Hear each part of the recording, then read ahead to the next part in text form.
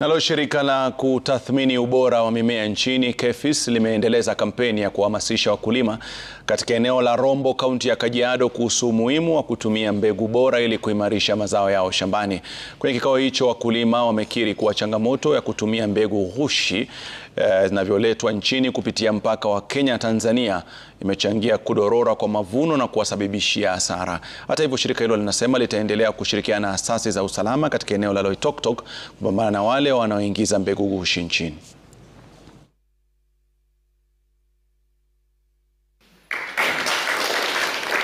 Tunaenda tunanunua mbegu mahali hajasajiliwa, hatukuwa tunajua, lakini leo tumeambiwa usiposajili hiyo mbegu na uhakikisha mahali umenunua umechukua receipt ambayo itakuonesha hii mbegu ni nzuri. Mbegu kama ni original lazima iwe na lebo ya KEPHIS, ya KEBS, na unaangalia una scratch.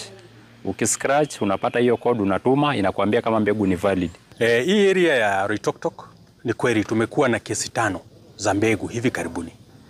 Na wengine wameshapigwa fine na kufungwa, na sasa ile kitu tunafuatilia ni kila wakati tunafanya what we call multi-agency approach and surveillances. Tuko na maofisa wetu pamoja na maofisa wa polisi na maofisa wa border stations zingine, tunapita kwa borders tukiangalia those smuggling routes ambazo wanapitisha hizo fake seeds, na tukiwapata tutaendelea kuwafungulia mashtaka.